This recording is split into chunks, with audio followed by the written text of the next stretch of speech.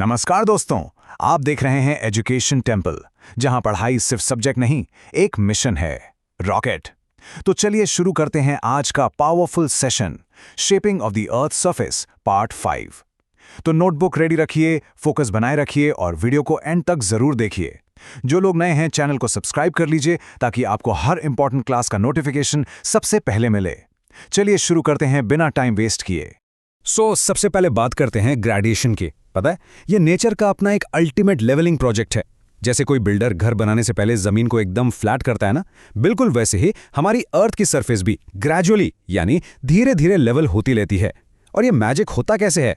4 simple step से boss. Weathering, erosion, transportation और deposition. Hindi में सोचें तो अपक्षय, अपर्दन, परिवहन और निक्षेपण। ये नेचर का कंटिन्यूसली चलने वाला काम है जो बिना छुट्टी लिए हमारी धरती को लगातार एक नया आकार देता रहता है। इस ग्रेडेशन को कंप्लीट करने के लिए नेचर के पास एक सुपरहिट कंस्ट्रक्शन क्रू होती है। इस टीम में हैं नदियां यानी रिवर्स, हवा यानी विंड, वेव्स यानी समुद्री लहरें, ग्लेशियर्स यानी हिमनद और अंडरग्राउंड वाटर यानी भूमिगत जल। आज हम इन पांचों से मिलने वाले हैं, तो चलिए अपने पहले सुपरस्टार की तरफ बढ़ते हैं। नंबर 1 पर हैं हमारी नदियां यानी रिवर्स। इन्हें हम द मोस्ट पावरफुल स्कल्प्टर्स कहते हैं। स्कल्प्टर्स यानी मूर्तिकार, क्योंकि धरती का चेहरा बदलने में और नई आकृतियां बनाने में इनका सबसे बड़ा और पावरफुल हाथ होता है। अब नदियां काम कैसे करती हैं? इनके 3 मेन फंक्शंस होते हैं। एक क्लास का एग्जाम्पल लेकर समझते हैं। सबसे पहले है इरोजन यानी कटाव। जैसे आप गुस्से में अपनी पुरानी नोटबुक का पेपर फाड़ देते हैं ना, नदियां वैसे ही सॉलिड चट्टानों को काट देती हैं। फिर आता है ट्रांसपोर्टेशन यानी परिवहन। जैसे आप उन फटे हुए पेपर्स को चुपचाप उठाकर दूसरी जगह ले जाते हैं, नदी उस टूटे हुए रॉक मटेरियल को अपने बहाव के साथ ले जाती है। और लास्ट में डिपोजिशन यानी निक्षेपण। जैसे आप अपना कचरा अपने दोस्त की डेस्क पर डाल देते हैं, राइट? बिल्कुल वैसे ही नदी भी अपना लाया हुआ सारा मटेरियल थक कर एक जगह इकट्ठा कर देती है। पता है, नदी के भी अपने मूड स्विंग्स होते हैं।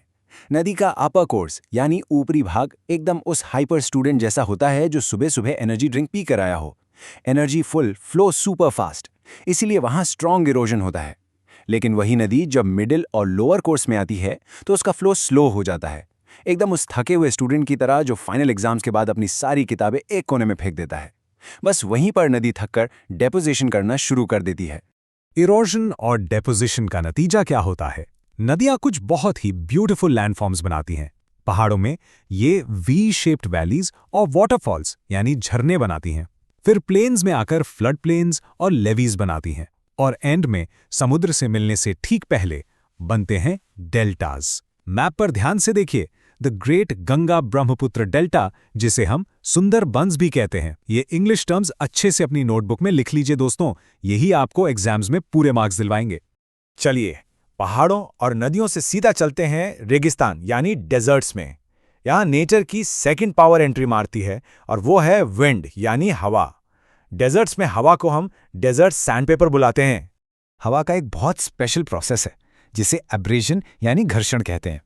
होता क्या है कि उड़ती हुई तेज हवा अपने साथ ढेर सारी रेत उड़ाए फिरती है, और जब ये रेत किसी बड़ी चट्टान से टकराती है ना, तो बिल्कुल सैंडपेपर की तरह उसे घिस घिस के छोटा कर देती है। आप इसको नेचर का थोड़ा अग्रेसिव और फ्री का फेशियल स्क्रब भी बोल सकते हैं, जो चट्टानों की डेड स्किन परमानेंटली निकाल देता है। और ये हवा की स्क्रबिंग की वजह से डेजर्ट्स में कमाल की आकृतियां बनती हैं, जैसे कि सैंड ड्यून्स, जिन्हें हम रेत के टीले कहते हैं। और दूसरा है मशरूम रॉक्स। सुनने में तो लगता है जैसे किसी फैंसी रेस्टोरेंट का कोई जायंट डेजर्ट स्नैक हो, है ना? पर नहीं, ये वो चट्टानें हैं जिनका नीचे का हिस्सा हवा की रेत से घिस घिस कर पतला हो गया है और ऊपर का हिस्सा छतरी की तरह मोटा रह गया है, एकदम जायंट मशरूम जैसा। इंडिया के मैप में थार डेजर्ट की तरफ नजर डालिए, आपको वहां ये डिटेल्स आसानी से मिल जाएंगी। रेगिस्तान की गर्मी बहुत हो गई, चलिए अब थोड़ा बीच पर चिल करते हैं। यहां हमारी तीसरी पावर काम करती है, वेव्स और ओशन करंट्स यानी समुद्री लहरें। ये हमारे ऑसम कोस्टल क्रिएटर्स हैं। इन समुद्री लहरों का काम करने का स्टाइल बड़ा सिंपल पर एक्शन पैक्ड है। स्टेप 1, ये वेव्स आती हैं और शोर यानी तट से बहुत जोर से टकराती हैं। बूम। स्टेप 2, इस वायलेंट टक्कर से बड़ी बड़ी रॉक्स टूटने लगती हैं और लहरें उस टूटे हुए मटेरियल को अपने साथ ले जाती हैं। फिर स्टेप 3, जब लहरों की एनर्जी थक हार कर कम होने लगती है तो वो सारी सैंड और मटेरियल्स को आराम से किनारे पर डिपॉजिट कर देती हैं। और इसी टूट फूट और डेपोजिशन से बनते हैं माइंड ब्लोइंग कोस्टल लैंडफॉर्म्स, जैसे समुद्र के किनारे खड़े बड़ी बड़ी क्लिफ्स। पानी जब रॉक्स में लगातार लगकर गड्ढा कर दे तो बनती हैं सी केव्स यानी गुफाएं। फिर आते हैं आर्चेस और सी स्टैक्स, और ऑफ कोर्स सबका फेवरेट हॉलिडे डेस्टिनेशन बीचेस और लगून्स। मैप पर देखिए, ओडिशा की फेमस चिलिका लेक एक बहुत प्यारा लगून है।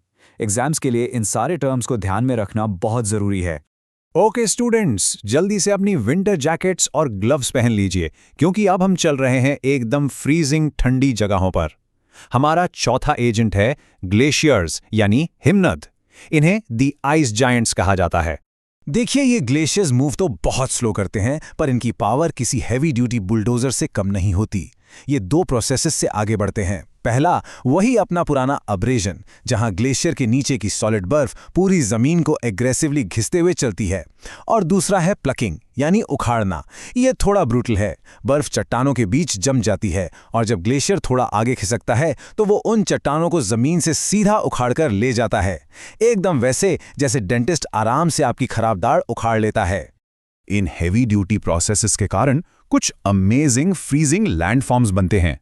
सबसे इंपॉर्टेंट जो पक्का एग्जाम में पूछा जाता है वो है यू शेप्ड वैलीज। एक शॉर्ट ट्रिक याद रखना, नदियां वी शेप्ड वैली बनाती हैं और ग्लेशियर्स यू शेप्ड वैली बनाते हैं।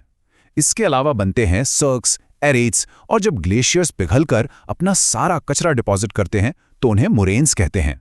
हिमालयस के मैप में इन्हें परफेक्टली डिटेल में देखा जा सकता है। चलिए, जमीन के ऊपर का टूर हो गया, अब थोड़ा जमीन के अंदर चलते हैं। हमारा पांचवां और आखिरी एजेंट है अंडरग्राउंड वाटर यानी भूमिगत जल। मैं इनको नेचर के सीक्रेट आर्टिस्ट बुलाता हूं। ये सीक्रेट एजेंट आखिर काम कैसे करता है? एकदम चुपके से। सबसे पहले पानी जमीन के अंदर धीरे धीरे सीप होता है। फिर ये पानी अंडरग्राउंड रॉक्स को, स्पेशली लाइमस्टोन को, अपने अंदर घोलना या डिसॉल्व करना शुरू कर देता है। ये केमिकल अटैक अंदर ही अंदर बड़ी बड़ी दरारें और गुफाएं बना देता है, जिससे ऊपर का स्ट्रक्चर अंदर ही अंदर खोखला और वीक हो जाता है। इस स्नीकी और छुपी हुई प्रोसेस से बनते हैं लैंडफॉर्म्स, जैसे अंडरग्राउंड केव्स और सिंक होल्स, जहां जमीन अचानक से धंस जाती है। और यहां दो बहुत ही मस्त शेप्स बनती हैं, स्टैलेक्टाइट्स और स्टैलेग्माइट्स। कंफ्यूजन दूर करने की एक फनी ट्रिक बताऊं। स्टैलेक्टाइट में आता है सी और टी यानी सीलिंग और टाइट, ये छत से टाइटली लटकते हैं। और स्टैलेग्माइट में आता है जी मतलब ग्राउंड, ये जमीन से ऊपर की तरफ बढ़ते हैं। है ना एकदम सिंपल और easy. So my dear students, the most important question is, क्या आप अब रेडी हैं एग्जाम्स में इन नेचर की कंस्ट्रक्शन क्रू के सारे क्वेश्चंस में फुल मार्क्स फोड़ देने के लिए? हमने 5 पावरफुल एजेंट्स देखे, नदियों का तेज बहाव, डेजर्ट की सैंडपेपर हवा, समुद्र की क्रैश होती लहरें, बुलडोजर वाले ग्लेशियर्स और सीक्रेट अंडरग्राउंड वाटर। ये सब मिलकर लगातार इस धरती को नया रूप देते रहते हैं। अब आप लोग कंप्लीटली प्रिपेयर्ड हैं? तो दोस्तों, आज का सेशन यहीं तक था। मुझे उम्मीद है आपको सब कुछ क्लियर हो गया होगा। अगर वीडियो पसंद आया हो तो लाइक, शेयर और सब्सक्राइब जरूर कीजिए। आपका एक क्लिक हमें और बेहतर कंटेंट लाने के लिए मोटिवेट करता है। मिलते हैं नेक्स्ट क्लास में एक नए कॉन्सेप्ट के साथ। तब तक के लिए keep learning, keep growing and stay positive.